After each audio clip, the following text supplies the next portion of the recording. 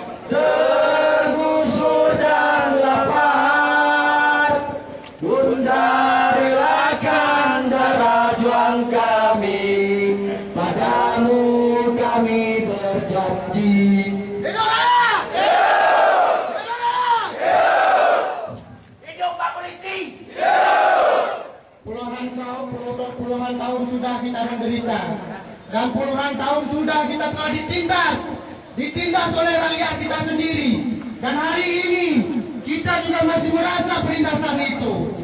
Waktu demi waktu ditariknya tanah kita, diserpoti tanah kita, dan dengan lahan-lahan yang tidak mempunyai izin hektar dan ratusan hektarnya lagi pembayarannya. Ratusan hektar yang tidak dibayar merugikan negara. Itu salah satu penipuan bagi negara. Dan hari ini kita datang ke sini hanya untuk kebenaran. Hari ini kita datang ke sini hanya untuk kebenaran. Hidup rakyat! Rakyat akan bisa dikalahkan. Bila rakyat bersatu, rakyat akan dikalahkan. Hidup rakyat! Hidup rakyat! Hidup Lampung! Assalamualaikum warahmatullahi wabarakatuh. Salam bahagia buat saudara-saudara saya yang ada di daerah Pantai Cermin, Kawan 16, khususnya saya berkata, selamat buat kawan-kawan yang telah hari ini rela pergi ke sini untuk berjuang kita bersama-sama. Kita berjuang untuk menuntut keadilan. Ini namanya kantor pengadilan. Untuk apa kita di sini? Untuk menuntut keadilan yang tidak adil yang telah dibuat oleh PTC. Betul? Kita berapa tahun kita sekitar di PTC? Ada tidak daripada pemerintahan kita yang serius untuk menangani masalah yang kita hadapi? Ada? Tidak ada sama sekali. Itulah yang terjadi. Kenapa kami hari ini sampai ke sini? Bapak-bapak yang ada di luar. Kenapa kami rela sudah 15 minggu kami datang kembali untuk mencari satu kata apa? Satu kata, yaitu kata keadilan. Tidak ada kata lain. Kami sudah banyak menderita apa? Kalau misalkan Bapak turun ke lapangan Pak, coba Bapak cek berapa banyak kemiskinan yang ada di sekitar kita. Betul? Berapa banyak rakyat yang menganggur padahal mereka tinggal di dekat-dekat PT. Sedangkan PT tersebut bak hutan belantara. Betul? Kami sudah cukup bukti Pak untuk kami datang kemari Pak. Kalau tidak kami tidak akan datang kemari. Kami datang kemari hanya untuk menuntut apa yang sosial bagi seluruh rakyat Indonesia. Itu masih sah sampai hari ini saudara-saudara. Hidup rakyat! Hidup rakyat! Kita jangan lemah saudara-saudara. Kita jangan lemah bapak-bapak. Kita jangan lemah abang-abang. Kita harus melawan hari ini.